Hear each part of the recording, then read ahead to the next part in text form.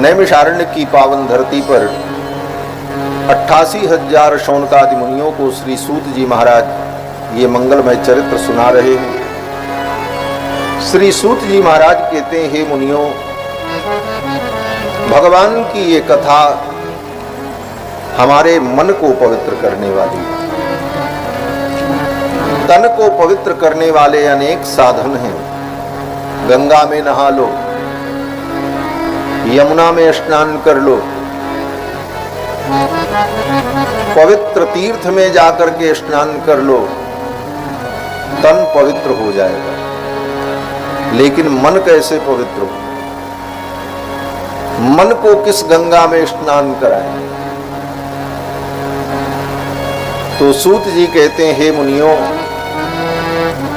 भगवान की जो ये कथा गंगा है, इस कथा गंगा में अपने मन को स्नान कराओ तो मन पवित्र हो जाता है। एतस्मात् अपरम किंचिन मनःशुद्ध्यै न विद्यते। भगवान की कथा के अतिरिक्त मन को पवित्र करने वाला दूसरा कोई साधन नहीं। किसी दूसरे साधन से आप अपने मन को पवित्र नहीं कर सकते। बाकी जितने साधन हैं वो तन को पवित्र करने वाले हैं। मन को पवित्र करने वाला एकमात्र साधन भगवान की कथा है। एतस्मात् अपरम किंचिन मनःशुद्ध्यै न विद्यते।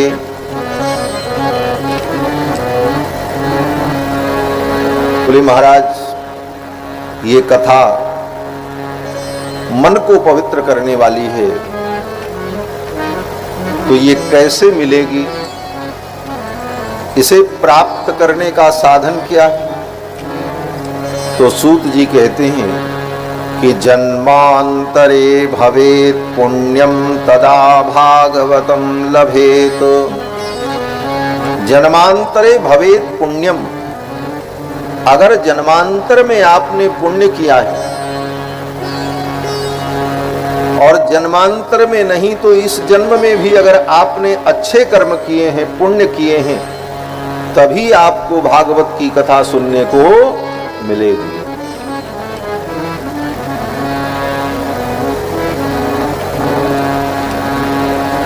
और पुण्य के साथ साथ भगवान की कृपा, स्वर्ग के देवताओं को पुण्य के बल पर स्वर्ग का सुख मिल जाता है, लेकिन उनको कथा नहीं मिलती। शौनक जी और सूत जी महाराज उदाहरण देते हैं कि जब गंगा के तट पर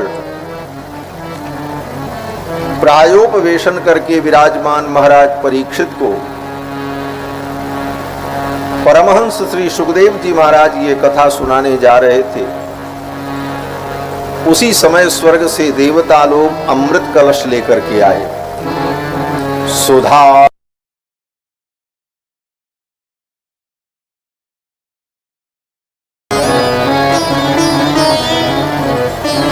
कुंभ लेकर, अमृत कलश लेकर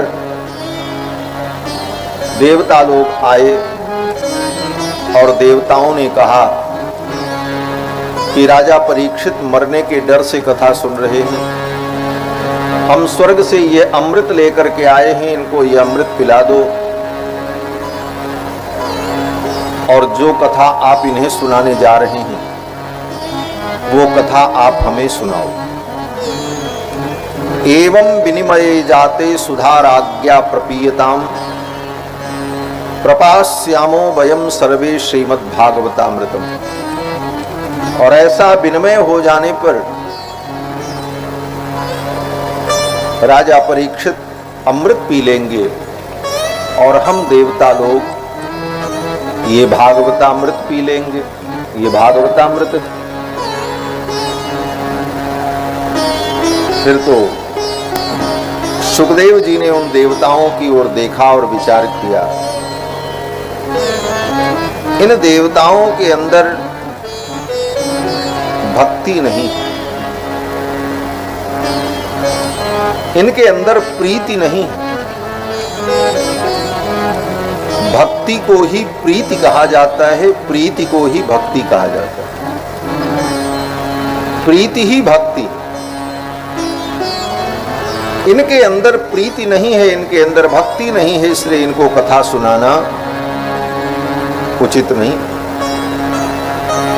सुखदेव जी महाराज जान गए कि अभक्तास्ताश्च विज्ञाय न ददौ स कथामृतम। उन देवताओं को सुखदेव जी ने अभक्त समझा। इनके अंदर भक्ति नहीं है, इनके अंदर प्रीति नहीं है।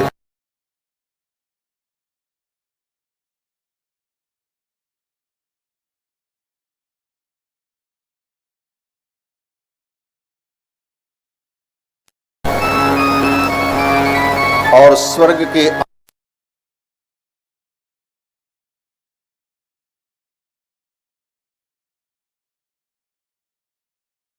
यह सब देखकर सुखदेव जी ने उन देवताओं को कथा नहीं सुनाई।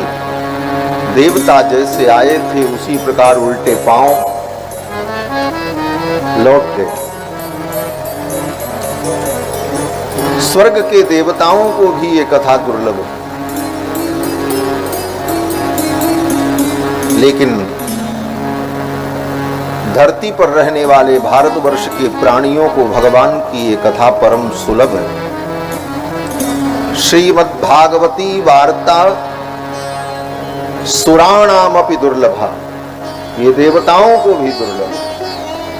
यह देख करके ब्रह्मा जी ने विचार किया, भागवत का इतना महत्व है, इतने साधन विद्यमान हैं कल्याण के, जप तप यज्ञ होम ध्यान समाधि, क्या इन सब साधनों से बड़ा साधन है श्रीमद् भागवत? ये विचार करने के लिए ब्रह्मा जी ने अपने ब्रह्मलोक में तराजू लगाया। लाओ तौलते हैं कौन सा साधन श्रेष्ठ है, और ब्रह्मा जी ने तराजू लगाया। सत्यलोके तुलाम बद्ध्वा, सत्यलोक में ब्रह्मलोक में तुला लगाई गई। तुला माने तराजू। तोलयत साधनान्यजः, और ब्रह्मा जी ने उन सारे साधनों को तौला। कैसे तौला? बोले एक पलड़े पर भागवत जी को रखा और एक पलड़े पर ज्ञान विज्ञान यज्ञ तप जप योग सारे साधनों को रखा। और जब तराजू उठाया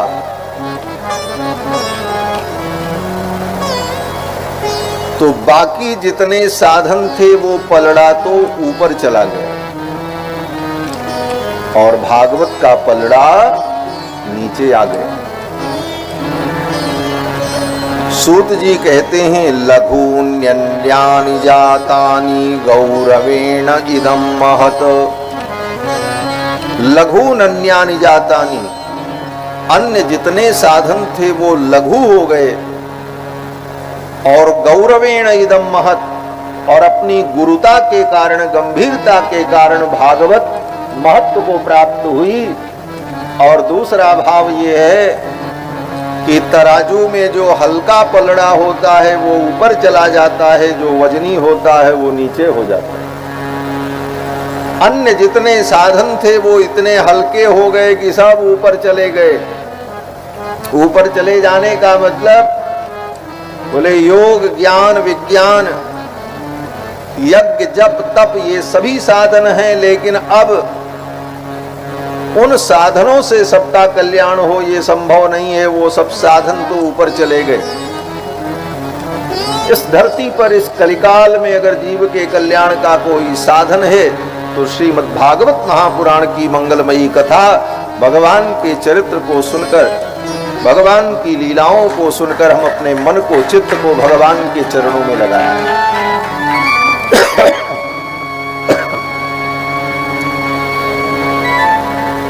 और बाकी जितने साधन हैं उन साधनों का भी उद्देश्य यही है। यज्ञ से कल्याण होता है। किस प्रकार से? बोले यज्ञ करने पर अंतःकरण की शुद्धि हो, और अंतःकरण की शुद्धि होने पर, पाप की निवृत्ति होने पर हमारा मन, हमारा चित्त भगवान में लगे, तब यज्ञ से कल्याण होता है। योग का भी यही काम है। यम, नियम, आसन, प्राणायाम, प्रत्याहार, धारणा, ध्यान, समाधि, अष्टांग योग के द्वारा चित्त का शोधन किया जाता है। योगस्तु चित्त वृत्तिर निरोधा। पतंजलि कहते हैं कि चित्त वृत्तियों का निरोध हो जाए, हमारी चित्त वृत्तियां संसार के ओर न जाकर भगवान की ओर चली जाएं, यही योग है। तो योग के माध्यम से भी अपने मन को भगवान में लगाने का प्रयास किया जाता है। दान, तीर्थ, इन साधनों से भी अपने पापों को विनष्ट करके शुद्ध परिशुद्ध होकर के जीव अपने मन को भगवान में लगाता है। जितने साधन हैं उन साधनों का भी उद्देश्य यही है कि हमारा मन भगवान में लगे। मूल बात समझना, उद्देश्य यही है कि जिस किसी भी प्रकार से जेन केन प्रकारेण मनः कृष्णे निवेशयेत्, जिस किसी भी प्रकार से हमारा मन भगवान कृष्ण में लगे, हमारा मन भगवान में लगे। कारण, क्योंकि मन ही बंधन और को छोड़कर भगवान में लग जाए तो वही मन मुक्ति का कारण बन जाए। इसीलिए गीता में भगवान कृष्ण कहते हैं, मन मना भव मद भक्तो मदयाजी माम नमस्कुरु। गोविंद कृष्ण कहते हैं मन मना भव, मेरी भक्ति करो, ये बाद में कहते हैं।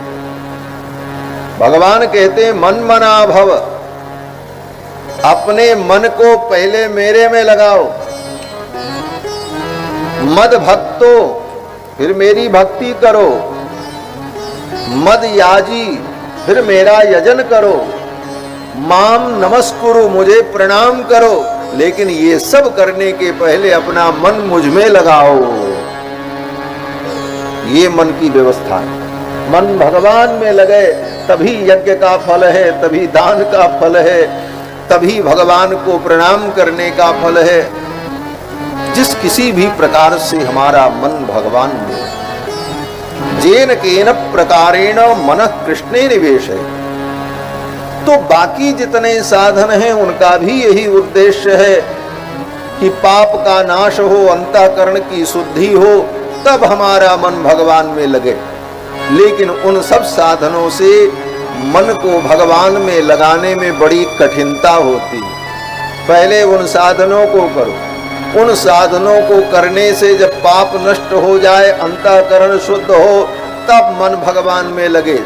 लेकिन भगवान की कथा, बोले भगवान की कथा तो सुनने मात्र से ही हमारे मन को भगवान से जोड़ देती है। ये कथा की क्यों? बोले कथा सुनते ही, भगवान की लीलाएं कान में जाते ही भगवान का वो स्वरूप, भगवान का वो चित्त हमारे हृदय में प्रतिभाषित होने लगता है और बड़ी ही सरलता से हमारा मन भगवान के चरणों में लग जाता है। इसीलिए वेदव्यास जी कहते हैं, एतस्मात् अपरम किंचन मनः शुद्धेन विद्यते। भगवान की कथा के अतिरिक्त मन को पवित्र करने वाला दूसरा कोई साधन नहीं।